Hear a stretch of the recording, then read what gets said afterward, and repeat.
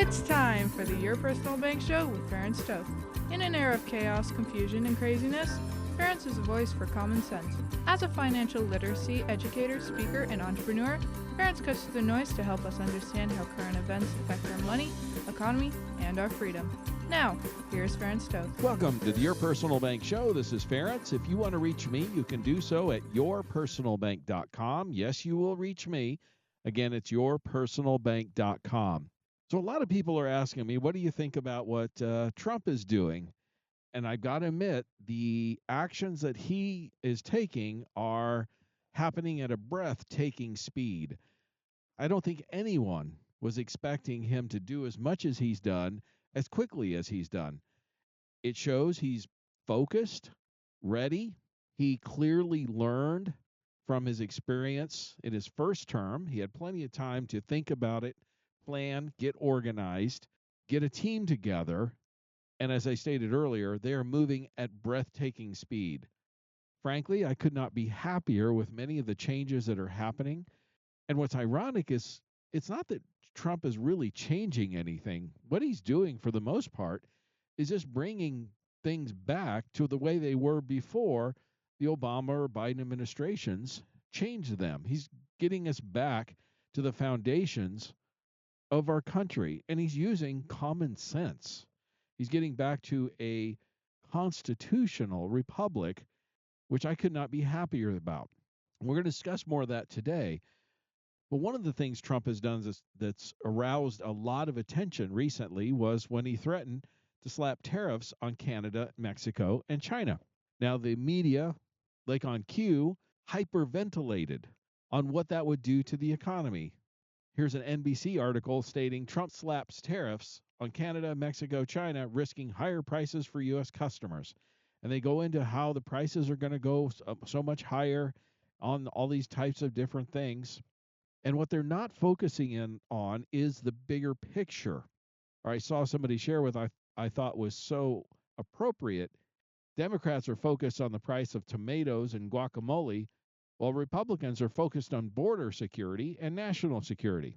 As Trump himself stated, I made a promise on my campaign to stop the flood of illegal aliens and drugs from pouring across our borders. See, he's looking at this not so much from an economic standpoint, a standpoint of following through on promises that he made to secure our border. Now, I saw these articles, and frankly, I had to almost laugh because the other part of it is these media outlets, the legacy media, which we're going to discuss a little bit more about with USAID and what they've been doing, but they just don't understand how he operates. He's a businessman. It's like a turnaround CEO that takes over a company that's struggling and failing. And there's no question that the federal government in our country, from an economic standpoint, with debt and inflation and everything that's the border and many other things going on, is a failing, struggling entity. And he's coming in and turning it around and fixing it quickly, rapidly, efficiently, like any turnaround CEO would do. I had to laugh about the tariffs because I understood that it was not going to be much of an issue for us, and likely, which is what exactly happened, that the tariffs would not even go into effect. In fact, within a matter of hours even, both Mexico and Canada came to the table providing roughly 10,000 troops each on their sides of the border, plus other accommodations to help us secure our border. Because one of the things Trump understood is, as good of a military as we have and border patrol and everything else, we can't stop the flood of drugs and illegals by ourselves. We need some assistance from our neighbors. And being a good neighbor, Mexico and Canada should do that. They should not want illegals or drugs flowing through their countries to ours either. So he got accomplished much of what he wanted just by threatening the tariffs. It's the threat of the tariffs, and frankly, it's a very real threat. And here's why. To give you an idea how uneducated most people are regarding tariffs, Canada has not been a very good economic neighbor to us. And here's what I mean. Canadian tariffs on copper and aluminum are 48%. Steel is 25%. TVs is 45%.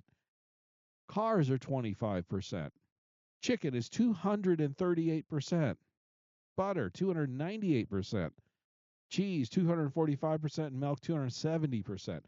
We want to sell some of our milk or cheese or butter, chicken, any of those types of things into the Canadian market. U.S. producers, they have a almost 300% tariff to go into Canada. Now, is that considered neighborly? Is that considered fair? By the way, we don't tariff nearly anything from Canada. So it's very much an imbalance and unfair. The other reason why I laughed when these media outlets were hyperventilating about tariffs and how it would affect our economy.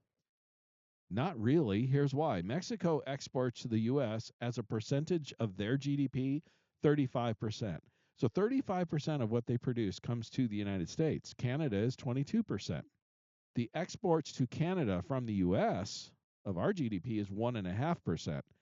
And our exports to Mexico are only 1.2%. It's very lopsided. Mexico and Canada sell far more of their goods and services, a far higher percentage of their GDP, like more than 10 to 1 ratio to our economy versus us to theirs. Plus, our economy is well over 10 times larger than either of those countries. In fact, I saw a notice where Justin Trudeau was threatening Texas with some tariffs through all this. And Greg Abbott, the governor of Texas, pointed out, be careful because the Texas economy itself is larger than Canada's, just by itself, one state. That gives you an idea of the imbalance that we have that would be in our favor from an economic standpoint. In other words, if those tariffs did go into effect, it would devastate the Mexican or Canadian economies far, far more than ours. And then you're just playing a game of chicken. Who's going to outlast each other? Clearly, we would have the massive, massive advantage in that situation. But I also thought it was funny because part of that hyperventilating from the legacy media, here's an example of an article from MarketWatch discussing how Trump tariffs and your 401k, why it's time to diversify. Now, I had to, and it says putting all your eggs in one basket is an especially bad idea. Now, folks, I would say putting all your eggs in one basket is especially bad idea anytime, especially if all those eggs are in a basket where who have risk or potential risk of loss. It's never a good idea to put all of your money or the vast majority into a situation where it's subject to risk of loss. The only time diversification does not matter is when the monies are guaranteed. A great example I use is if you had all your money in a CD, do you have to worry about risk of loss? No, it's guaranteed. Now, you may not make as much of a return on that, I understand, in a CD, but certainly you don't have any risk of loss, so diversification is not an issue. But again, this all comes down to hyperventilating over Trump and tariffs and all that type of stuff, and now you should diversify. Look, if that's what gets your attention and gets you to actually get serious about diversifying your portfolio, fine, if that's what it takes. But you should do that at any time. Reducing your market risk and diversifying is just wise financial strategies. And if you're interested in that, of course, you can contact me at yourpersonalbank.com. I've shared this show now for a number of months that this is the golden age of fixed assets. This is literally the best time in over 40 years to invest in a high cash value dividend paying policy or an annuity for that matter. The numbers are stronger than they've ever been in over 40 years. We have companies paying 6 to 6.5% dividend, insured, guaranteed, tax-free, and highly liquid. And that is going to be increasing very likely for the next 5 to 10 years, which I've shared the reasons why, and I'll reiterate again later in the show. So an increasing dividend that's insured, guaranteed, tax-free, and highly liquid with the potential of positive arbitrage. If you're looking for an annuity, we got companies paying 7 to 8% guaranteed first year. That's real money. That's not a bonus. also got companies that'll pay up to a 21% signing bonus. And then minimum guarantees are greater than many of the maximum capability of growth on annuities that are over 2 years old. So if you have an annuity or considering one, again, best time in over 40 years to do so. So if this volatility or uncertainty about economic situation going forward, if this is what causes you to wake up, pay attention, and decide to diversify your risk, reduce your market risk, great. I'm all for it. But as I stated earlier, it's always a good idea to diversify. It's always a good idea to have a portion of your portfolio in a position of minimal or no risk. It's always a good idea to diversify tax standpoint and create a tax-free bucket of money. Because as I'm going to discuss here later in the show, there's a number of issues we have with the bond market and the federal debt that could cause some issues with taxes going forward. So creating that tax-free bucket of money gives you options that if you tie it up all in one bucket from a tax standpoint, let's say, which I see quite often with IRAs and 401ks, people will put the majority or if not all of their assets into that type of account. What have you just done? You've boxed yourself in to a tax-deferred account, which means you're going to pay taxes when you take it out, typically in retirement, and an unknown future income tax bracket. No one can predict where taxes will be 5 or 10 years from now. Do you want to be subject to the whims of Congress, or do you want to have options? That's where a tax-free bucket of money can come into play and create that for you. Stay tuned in the next segment. I'm going to share some thoughts regarding USAID fraud and waste. So stay tuned. Stay tuned for more common sense from Ference. For more information, contact Ference at 866-268-4422 or yourpersonalbank.com. That's 866-268-4422.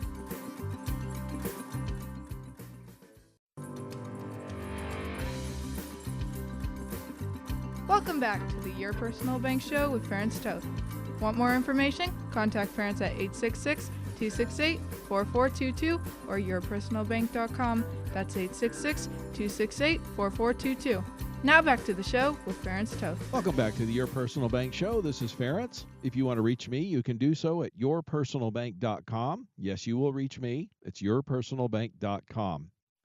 So one of the first things that I saw the DOGE team, that's the Department of Government Efficiency led by Elon Musk, they pointed out as they started reviewing and doing an audit with the Treasury Department, which makes a lot of sense because that's where payments are made and authorized. The Treasury Department makes the payments for most, if not all, of the government. For example, the highest ranking Treasury official resigned rather than complying with a request for access to an audit. What are they so scared of?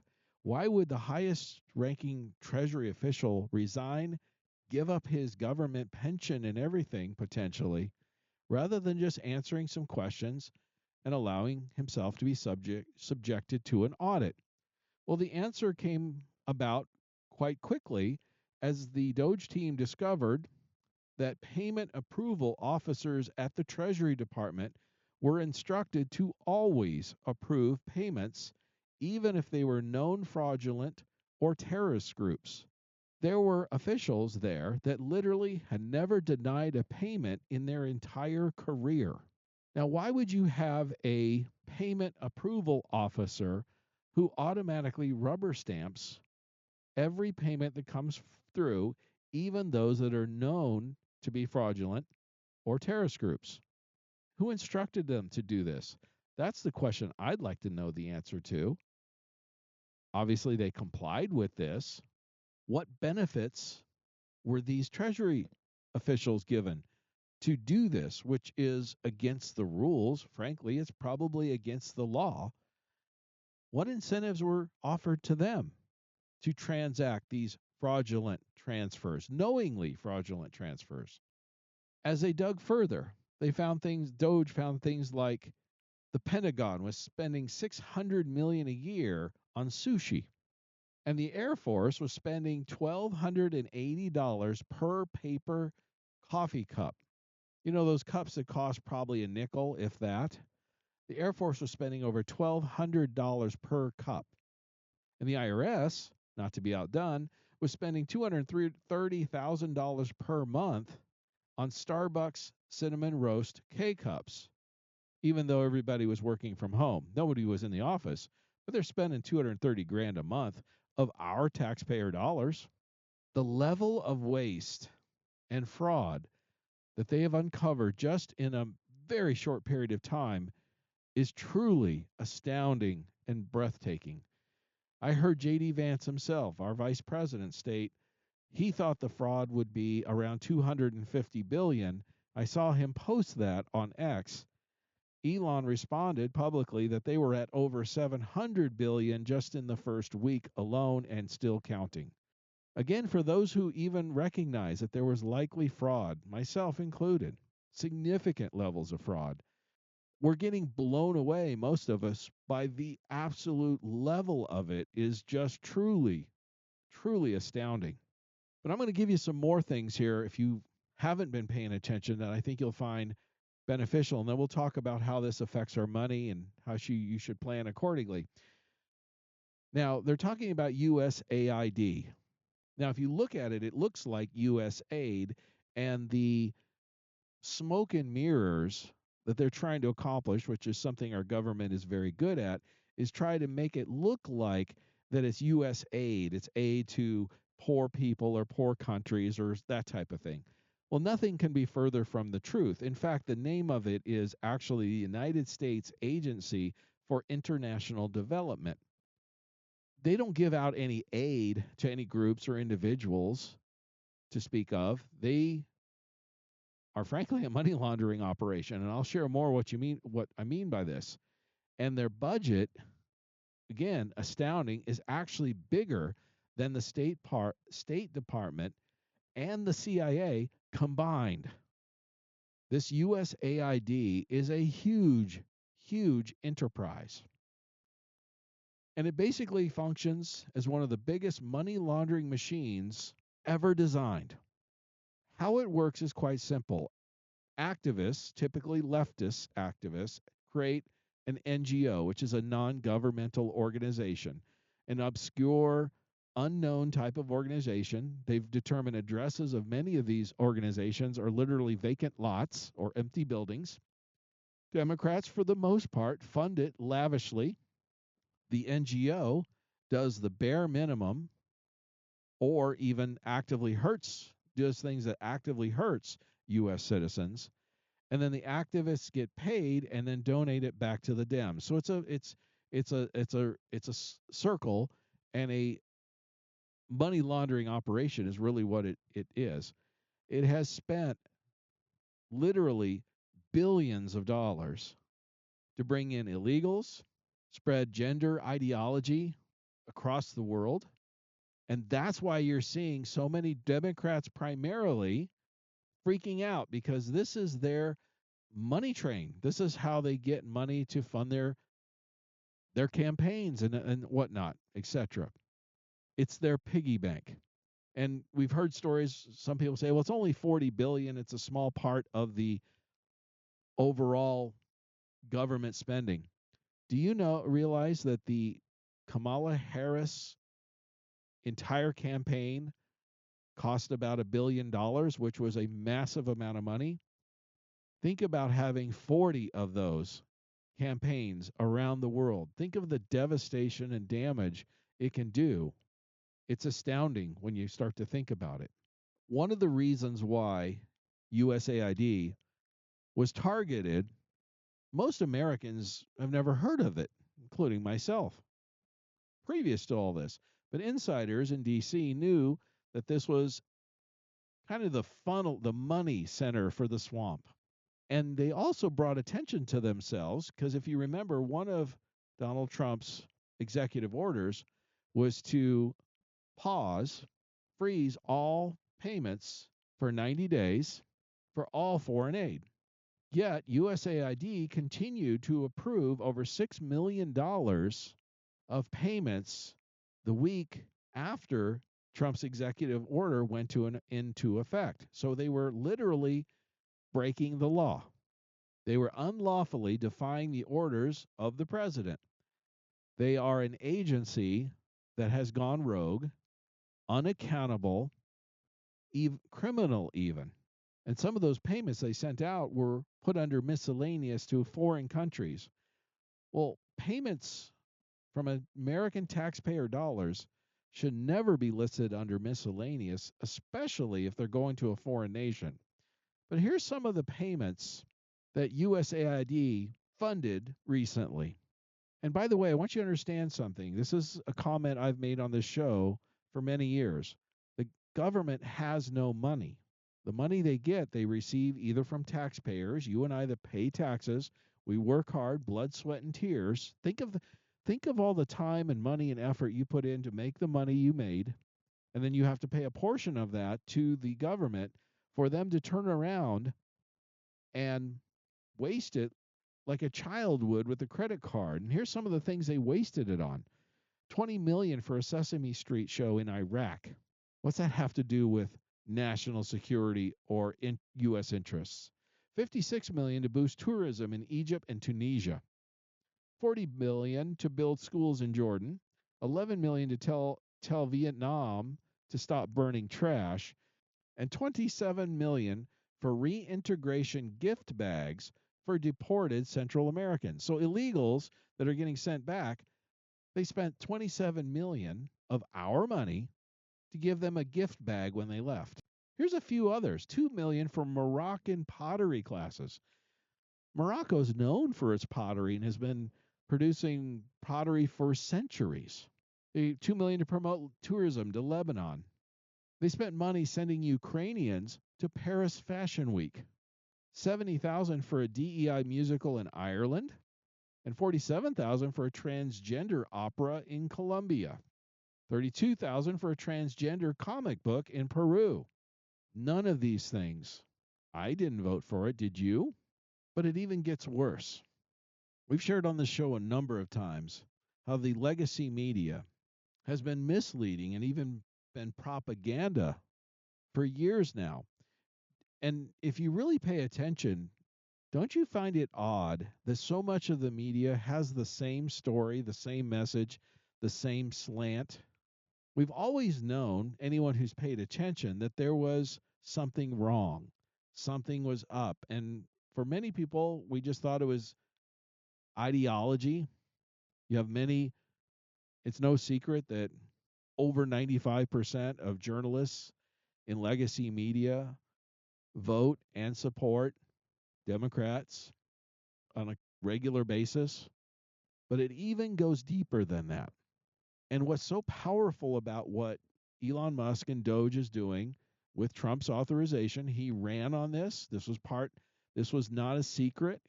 They ran together. He talked about it on the campaign trail for months, literally. Is if you want to understand something or you want to gain control of something, you have to follow the money. And that is exactly what Elon Musk and Doge is doing.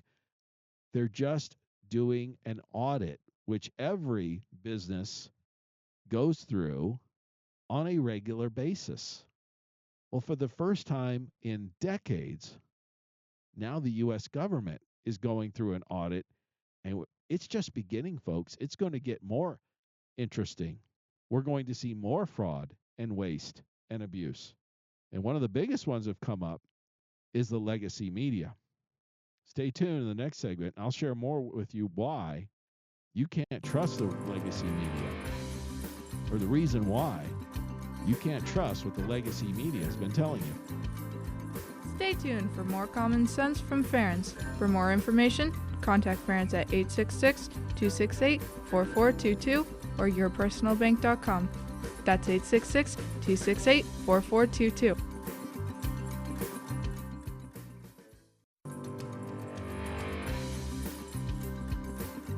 Welcome back to the Your Personal Bank Show with Ference Toth. Want more information? Contact Ference at 866-268-4422 or yourpersonalbank.com. That's 866-268-4422. Now back to the show with Ference Toth. Welcome back to the Your Personal Bank Show. This is Ference. If you want to contact me, you can do so at yourpersonalbank.com. Yes, you will reach me. Again, it's yourpersonalbank.com. So it turns out that USAID has been funding a ton of different leftist agenda items that have been wasteful. They're literally nothing more than money laundering operations. They gift money to an organization, and then that organization turns around and gives that money back to many leftists, Democrat politicians, campaign contributions, and frankly, some of the rhinos. You'll notice some of the rhinos have been very, very quiet lately because they're in on the take too. There are kickbacks occurring, and we're starting to see that from some of the audit trails that are turning up with Doge. But one of the things that I find interesting is anyone that's paid attention has known that the legacy media has been biased in a dramatic way, and in many times all kind of sound the same and have the same message. Well, it's more than just ideology. It also has to do with the money. It turns out Politico, for example, this past year was awarded over $8 million by USAID. Where did they get their money from? U.S. taxpayers. You and I, if you paid taxes, you helped contribute to Politico. But it goes beyond that. We also contributed to the BBC. Now, why would we do that? That's the British Broadcasting Network. That's a media company that's controlled by the British government. It gets worse. The New York Times has received millions of dollars from USAID, mostly since 2021. In fact, if you look at the records on many of these contributions, they have exploded since over the past 4 years. Associated Press, Reuters, among others, have also received millions of dollars. In fact, Reuters got over $9 million, for example, from the Department of Defense. So it's not just USAID that's giving this money. That's another government agency which gets their money from taxpayers. But they're also giving it to many of these media outlets, these legacy media outlets. So the bias that you see starts to make sense. If you're the New York Times or the Associated Press or Politico, and you're receiving millions and millions of dollars from the U.S. government, are you going to bite the hand that feeds you? Of course not. What it boils down to, according to the Columbia Journalism Review, USAID supported over 6,000 journalists, over 700 news outlets, and almost 300 media sectors in 30 different countries. Now do you start to understand why all the news sounds the same and is biased with the same slant? And here's what's ironic about this. Pravda in the Soviet Union, everyone understands that's government-sponsored propaganda. The government owns it. Everyone knows that and no one believes what they say. It's government propaganda. Yet we have many, many of these news media, legacy media outlets that are receiving millions of dollars from USAID. It goes beyond that. In fact, Politico, for example, got paid by the FDA, EPA, and the CDC, including USAID, to the tune of millions of dollars. How is that not government-sponsored propaganda? The part that bothers me, and it should bother you too, is they purported to be independent journalists, yet they were getting funded heavily by the government from various government agencies. That's government propaganda, and they lied to us about it. Sadly, many people got fooled by that. Today, we have the receipts. So it's going to become increasingly difficult for them to continue to lie about this And I guess that's the good part about doing an audit. You start to find out where our tax dollars are going. And frankly, we as citizens should know where our tax dollars go. There should be an independent audit on the monies every year. It should be transparent. And my hope is it will continue to be going forward.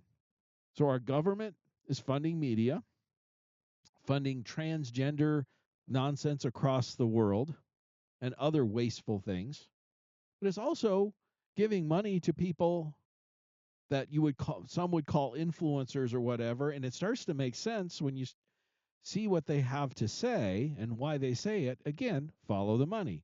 Let me use another example. Bill Kristol.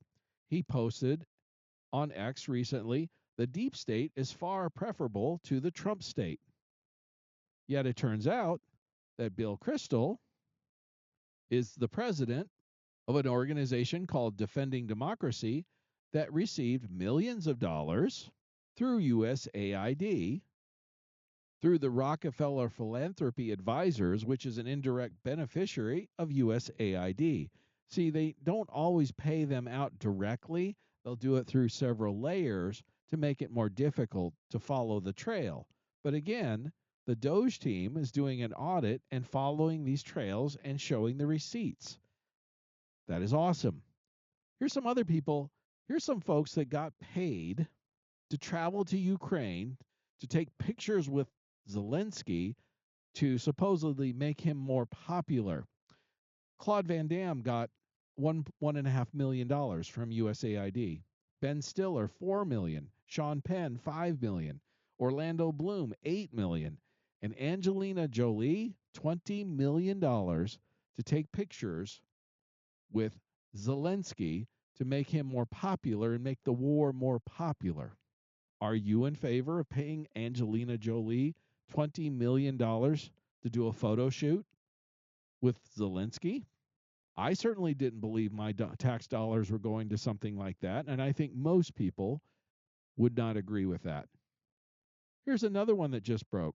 Nancy Pelosi received $136 million from USAID. I have a simple question. Why is the former Speaker of the House receiving $137 million of our tax money? For what purpose? Why? Here's another good one. George Soros received $260 million from USAID. $260 million of our tax money was given to George Soros.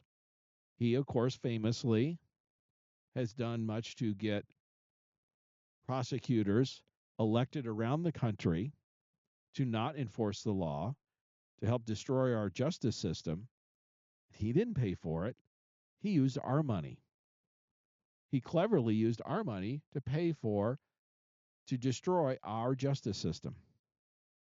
And this one really strikes me, this one bugs me maybe the most. Religious organizations are supposed to be good moral compass.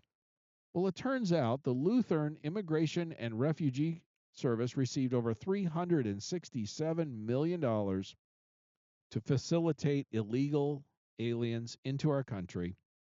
Lutheran Services of the South got over $100 million. Lutheran Services Florida alone got over $82 million. Is this a good use of our taxpayer dollars to fund hundreds of millions of dollars to Lutheran Services, quote unquote, a religion, into a money laundering scheme? They broke the law.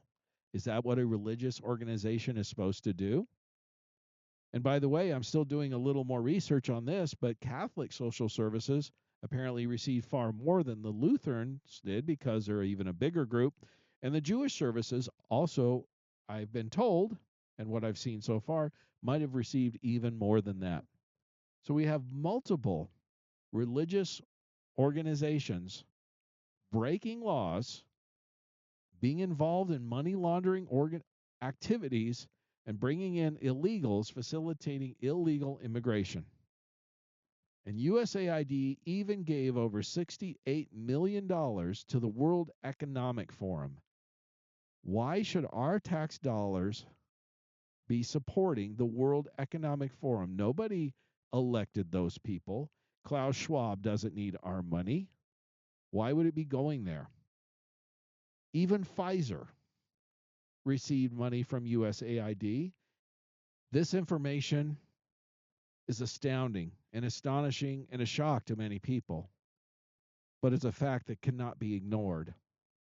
Our federal government, big chunks of it, have not only turned their back on the American citizens, they're doing things to actively harm U.S. citizens, and they're taking our hard earned money to do it.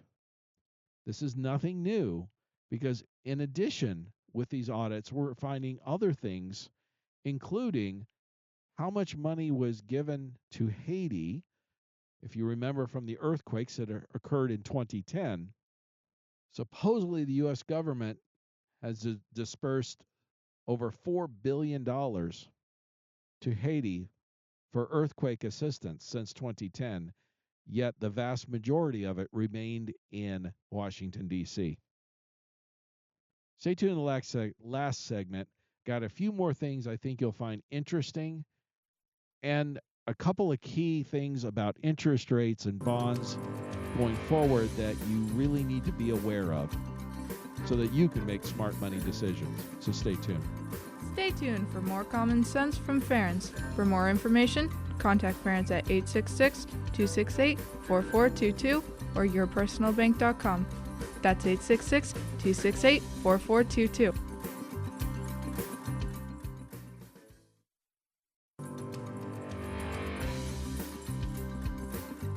Welcome back to the Your Personal Bank Show with Ference Toth. Want more information? Contact Ference at 866-268-4422 or yourpersonalbank.com. That's 866-268-4422. Now back to the show with Ference Toth. Welcome back to the Your Personal Bank Show. This is Ference. If you want to reach me, you can do so at yourpersonalbank.com. Yes, you will reach me. It's yourpersonalbank.com. I know I've been sharing a lot of astounding information today about waste and fraud from our federal government. And I've shared a lot of numbers, and I don't normally do that. But the key point I want you to understand is this is something that I and many others inherently knew was a problem. We knew it was a big problem. It's a big part of the reason of why we have such a tremendous amount of debt.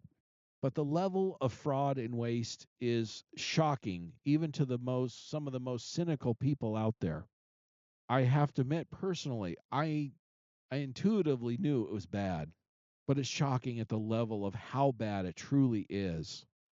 And this is one of those moments in time in history, much like during the Holocaust, when Americans first came across the concentration camps. It was almost impossible to fathom that human beings could do that to other human beings. That level of inhumanity is hard to accept sometimes. We're facing the same kind of thing with corruption and people doing really, really bad things and taking advantage of the system and being criminals. But I think it's important. We need to know this stuff. We need to understand how bad it is. The first step, of course, is bringing light to all this. The audit is doing that as we speak, and I believe it's going to get far worse. There's rumors now DOGE is going to be moving into Medicare and Medicaid payments, and those are far bigger numbers than USAID. And the rumors are the fraud and waste there are exponentially larger.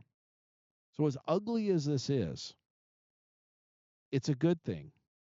There's going to be a cleaning of house. The roaches are going to scatter. When the ship goes down, the rats scatter, right? When the light comes on, that's the first thing. Some are probably going to get prosecuted because much of this is illegal. Also, I believe many people are not going to forget this for quite some time. It's quite clear that the Democrats have been heavily involved in this, and many of the rhinos. Those are the type of people that have been sponging off of our efforts, have been harming our country, harming our economy, causing inflation, causing waste, fraud to line their own pockets, breaking the law. They need to be exposed, punished, pay the price. This is what will stop this from occurring again anytime in the near future. That's for certain.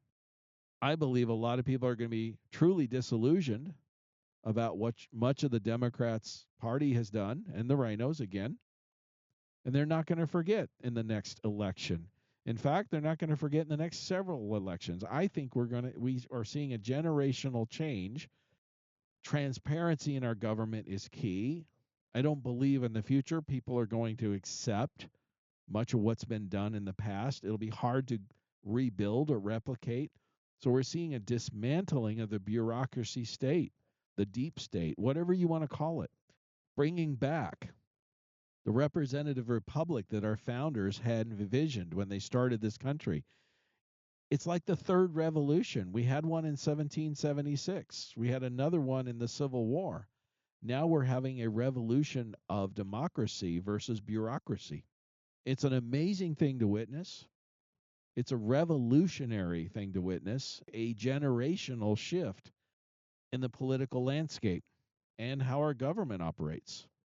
So I'm very excited about the longer term future. There's going to be some transition. There's going to be some challenges, certainly, through some of this. But I am excited about the direction we're headed. Well, let me give you a couple other quick thoughts. I saved probably the worst for last. USAID, using our tax dollars, funded bioweapon research, including COVID-19. We have documented evidence of that now. We have the receipts because of this audit that is occurring as we speak. Our tax dollars funded millions of people dying from COVID around the world. Crimes were committed, and people need to pay the price. I'm hoping that does occur. Now, I want to change the subject to another topic before I run out of time, and this is also super important. I've shared this thought, I believe, in the last show, where I shared one of the reasons why the bond market interest rates, the yield, is staying so strong. It's not so much about inflation, or other things. The real reason behind it, and one of these articles discussed it, about the real reason rates are rising is because we have a record amount of debt, about 36 trillion at this point. And if you understand bonds, take government bonds, they're sold at different time frames, anywhere from 4 weeks to 30 years and everything in between. And they're much like a CD. When the government sells a bond, it's going to pay you a certain interest rate for a certain period of time. Well, each year these bonds mature, they expire, they mature, and the government doesn't pay down the debt, so they have to resell the bond at whatever the current interest rate is. Now, last year, about 3 trillion of the total 36 trillion of debt had to be resold. Those bonds matured and they resold them. And that was an all-time record. In the previous last week's show, I shared where in 2025, about 7 trillion of bonds will be maturing this year, and they'll have to be resold because, again, the government doesn't have the money to pay down the debt. In fact, they're still currently spending more than they receive, although that might be changing quite soon with Doge and this audit. But the point is the debt on the books is still a major, major problem. Now, I shared it, about 7 trillion was the numbers we were getting from the Treasury Department, but that was Biden's Treasury Department, and they weren't always the most forthcoming. Well, it turns out some of the updated numbers that are coming out, it looks like the amount of debt that's maturing in 2025 is over 9 trillion. 3 trillion of debt maturing last year was a record. This year, 2025, looks like it'll be triple that. Why are bond yields, interest rates staying so strong? The government's going to have to sell all these bonds, resell these bonds as they mature throughout the year. It looks like the federal government's going to have to sell about $9 trillion of bonds in 2025 just on the existing debt alone. How are they going to get bond buyers to buy all this debt? Well, if you understand supply and demand, they're going to have to increase interest rates, yields, to entice these bond buyers to buy this unbelievable record amount of debt. And the amount of debt that is maturing, the amount of bonds that are maturing for the next 5 years is in the multi-trillions of dollars each year. 2025 is going to be the big year. But even for the next 4 years beyond that, not till 2030 does the amount of debt that matures fall below multi-trillion dollars. Therefore, a record amount of debt or bonds will have to be resold every year for the next 5 years, which will push interest rates upward, bond yields upward, which will affect all interest rates. So regardless of what the Federal Reserve does, or the economy, or anything else for that matter, these bond yields are going to push interest rates upward. This is why Vanguard, JP Morgan, BlackRock, Goldman Sachs analysts are all stating interest rates, bond yields will stay strong and likely be increasing for the next 5 to 10 years. This will have a negative overall effect on the stock markets and real estate markets. Those same analysts are also predicting 3 to 5% and average annual returns for the S&P 500 for the next decade. This is the reason why, with strong bond yields, strong interest rates, big institutional investors, many of them will pull out of the stock market and invest in the bonds to get the higher interest rates. This is a sea change difference in the economy, in the investment markets, from what we saw over the past decade. Things that struggled in the past decade to get good returns are going to thrive. Fixed assets. Again, this is why this is being called the golden era of fixed assets. High cash value dividend paying policies and annuities are among the highest paying fixed assets you can own. They also have guarantees and tax benefits and liquidity and various other benefits to them. It truly is the best time in over 40 years, and due to the extreme level of bonds that will have to be sold for the next 5 to 10 years, will continue to push those rates upwards, and you will see strong returns, most likely better than what you will see in the S&P 500 over the next decade. Again, according to all of these analysts, they're not just talking in the wind. This is the reason.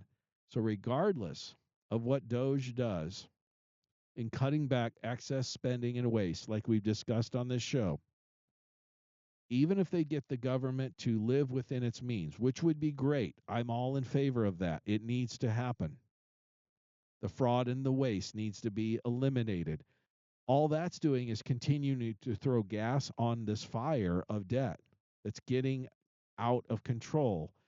And now understanding the high, extreme levels of debt that's going to mature and have to be resold, which means it's going to push interest rates up strong for the next 5 to 10 years. Now you understand why Elon and others have been going so hardcore stating that we get this debt situation under control or it will control us. As I stated, this creates opportunity. If you want to learn how to take advantage of that opportunity with the golden age of fixed assets, contact me at yourpersonalbank.com.